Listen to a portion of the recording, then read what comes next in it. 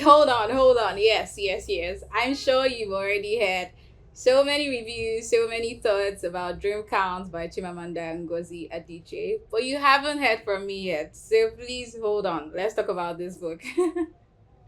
Yeah, I've seen a lot of people talk about it, but I had to share my thoughts, as a book lover and as a fan of Chimamanda. I just had to do this. So permit me. Disclaimer, I'm not going to be talking about it from style or language, but more focused on the theme that this book explores and how it made me feel as a reader. First, I should say that I was very excited to get my hands on this. I pre-ordered it immediately. I saw it on Roving Heights. Like, I was very excited. Chimamanda hasn't written in such a long time, and as a fan of hers, I've read most of her books, so I was really eager to read this. And typically, it takes me like days to read a book like this. Days, I'll be done with it. Friction doesn't take a lot of time for me. But this one took me weeks, and that was because I was very intentional about taking my time. I wanted to enjoy it. I wanted to devour. I wanted to like go on. I didn't want to rush because only God knows when Chimamanda is going to write again. So I was taking my time. So it took me weeks to finish reading this, and I'm glad that I did because sincerely, it's a slow burn, or at least it was a slow burn for me. In the beginning, it started slow, and then it just started to pick up pace, and that allowing myself to go on the journey with it just it was good in that sense, right? And now, talking about the book itself, the characters. The book follows the journey of four women: Chiamaka, Omegolo, I hope I pronounced that correctly, Kadiatu, and Zikora. These were the four women, and four of them connected by Chiamaka. So, Omegolo is Chiamaka's cousin, Zikora is her friend, and then Kadiatu is her maid or housekeeper, whichever you prefer. Sikora is a lawyer. Omegolo lives in Nigeria, Abuja, and she works in finance. Chiamaka herself is a travel writer. She's an Igbo girl, and her family is pretty wealthy and all of that. So that's a bit of like context about these four women. I don't want to talk too much in case you haven't read the book, but that gives you like a vibe of what's going on in the book. So it's very women. Is a book about four women, right? And so the themes that were explored there that I really loved. I'll start first with one that I think was very beautiful. It was a theme of a relationship between mother and daughter. And this was shown between Zikora and her mother. As children, oftentimes we forget that our mothers are just girls. You know how we say, "Oh, I'm just a girl," and then we forget that our mothers are also just girls. Girls with aspirations, human beings with feelings, with dreams, who are also flawed, and growing up you see them as strict and yeah, as maybe you don't even like them. But when you grow up and you realize that your mother is just a woman or just a girl, I think it allows you to be more graceful. And we saw that with Zikora, her relationship with her mother when she herself became pregnant and older, and her mother came for like Omugwo. You could see in her mind how her perception of her mother started to change from when she was a girl who didn't understand her mother and just felt like her mother was very strict, and then becoming a woman and granting her more grace, like granting her mother more grace, and hearing her mother's story. And so that, oh my God, my mother was just a woman, she's just a girl. She could understand me. Like we're feeling the same things, and she's not like some god. I loved this so much. Like it was good for me because even as a grown up myself, now I realize that my mother is just a girl, and I afford her as much grace as I would want to be afforded because God, they're amazing, and we have so much expectations of them that we forget that again they're just girls. I could go on and on, but that's it on that end. Another team that I really loved was the team of friendship. Sikora, Chiamaka, Omegolo were friends, right? Three friends. And there was something about when Chiamaka wanted to have certain discussions, when she was feeling certain ways, she would probably want to talk to Zikora, and sometimes she would want to talk to Omegolo. I think that for me showed how dynamic friendship is. Because we have so many friends, oftentimes we think that they should be everything to us. But the truth is, different friends, or how should I let me say this, we experience people differently, and different people bring out different things in us. So different friends bring out different things in us, and that was the case in this book. We could see the different form of relationship that Chiamaka had with these two women. We could see how, even though they were friends connected by Chiamaka, they thought differently, right? They conversed differently. And even though I saw Chiamaka trying to bring Omegolo and Zikora together, because they were polar opposites, right?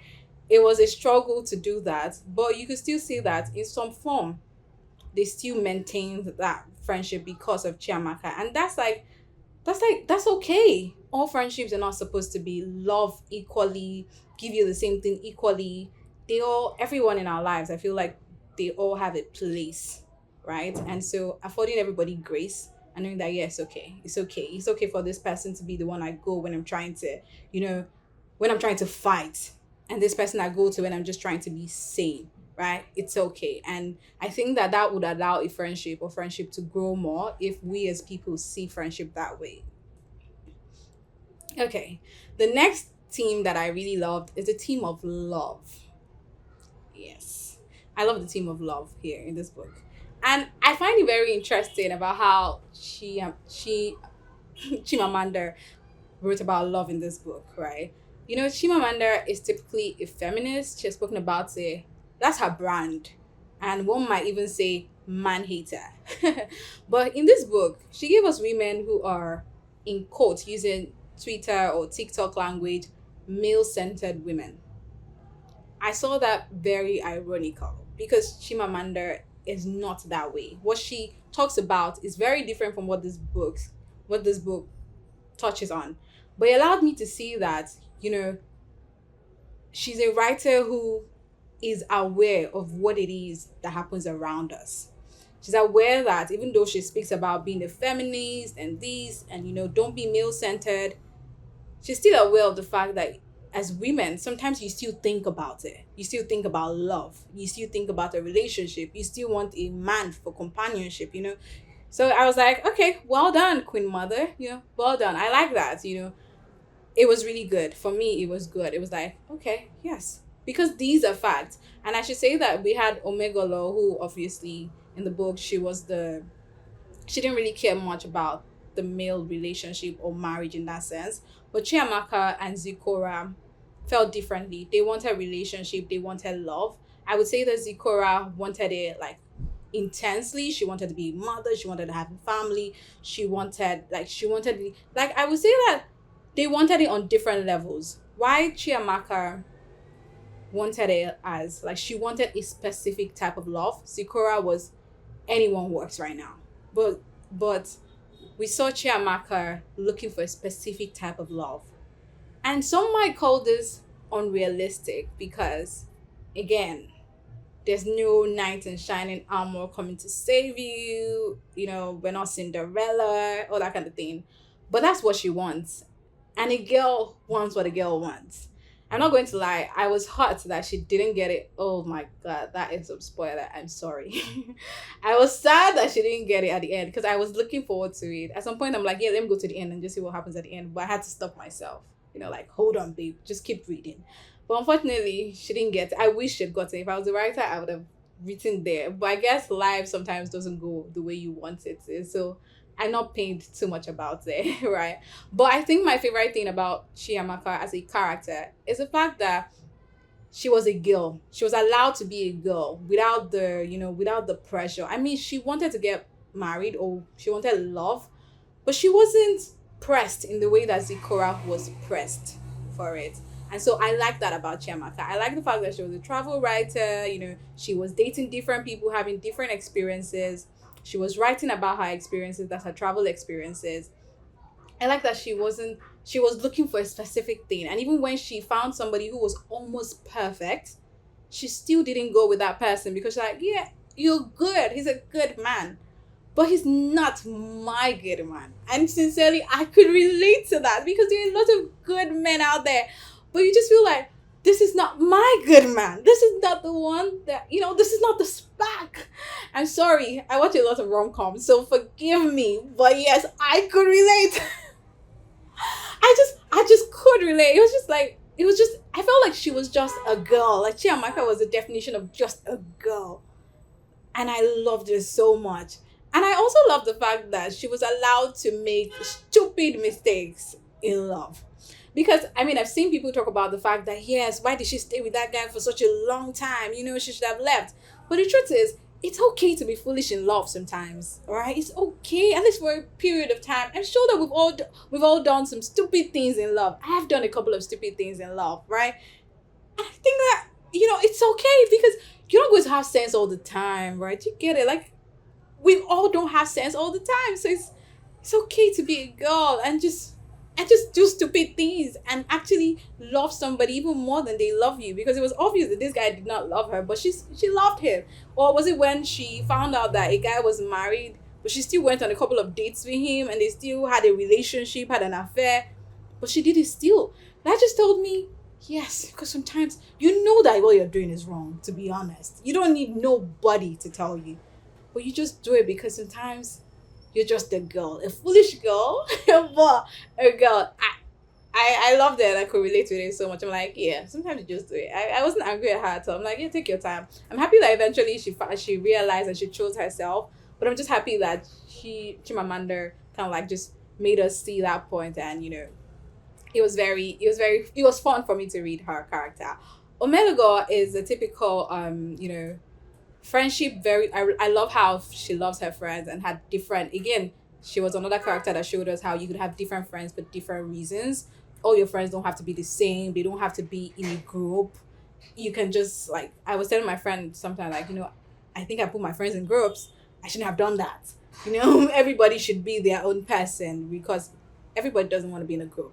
We could just be my relationship with you one on one, and that's okay too.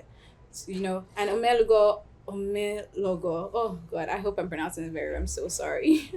But yeah, I loved how she dated like a man, in my opinion, where it's like she would go out one week, she has the ick, and it's like, yeah, thank you, bye. I love that. I just liked how the women were different, the characters were different, because it allowed us to see that you could be educated, well traveled, but sometimes you're just a girl with the regular desires of just a girl, right? Because we could also see that even though Omelo Hor was very self-aware, she was very confident, very independent. She also had moments where she felt like, oh, is my auntie right? Should I get a child? She also had moments of doubt. That is what makes us human beings, and I feel like that made her more of a human, made me relate to her in that sense. Like, yeah, she's still like, you can be, confident and all of that, but still once in a while the doubt creeps in. Even when she had to deal with doubt when she went to the the US to study, and she couldn't find herself and she was struggling. I loved it. I liked it, because sometimes we think that people are superhuman and so they're supposed to get everything correct, but yeah, doubt happens. But I also like the fact that she found herself. She's able to center herself in the relationship that she has. She's able to be that person that is strong and confident for a friend. But I also like the fact that sometimes her character was too much for both Chiamaka and Zikora. It's like, yeah, you can be a good person, you can be beautiful, you can be fun, you can be interesting, but sometimes it's not everybody's cup of tea. It's just you. So I really like that about her, and I liked her character. I think her character was very exciting. Her character was very fun. I love how she was dating like a man 1 week, 2 weeks. She was just giving, like, I was a fan of that. For Zikora, I think that I struggled with Zikora's character. Maybe because it felt a bit too intense for me when it comes to like her relationship with men. It was like she wasn't having fun. Actually, that's it. That was it for me. I felt like her character didn't have fun. And I don't know if it's because personally I like to have fun. Even if you're getting to know somebody, there should be an element of fun in it. It just felt like Zigora was just, she wants to get married. She blocked out all the fun, which is what I think Chiamaka had. The fun and the playfulness. I mean, she was serious, but it was still fun, dating different people and all of that. So I enjoyed it. For the final character, which is Kadiatu, now the conversation regarding rape, conversation regarding society picking, the man over you, that was obviously very touching, very emotional, and I kind of wish that she got justice. But I guess again, in this world, sometimes you don't always get what you want. So yeah, that's my general opinion about the book. I really enjoyed reading it. I would say that I'm going to read it again. And thank you very much, Chimamanda, for this book. It was very relatable. I could relate to it on so many levels. I feel like every woman can relate to it. Now I struggle with men reading this. How do they feel reading it? Because I'm like, it's very women, you know? And I know that people could say male centered and all of that, which would probably be true. However, I think that it is fair to admit that even when we're aware that we should not be male centered, sometimes we fall into it knowingly or unknowingly. So yeah, that's my thoughts. Let me know in the comment section what you think about it, if you've read it, if you'll be reading it. I typically don't like to give like total scores, like yeah, because it was a good book, so I'm just gonna leave it at that. Yeah, but I'd like to know what you think about it if you've read it and all of that. All right, bye.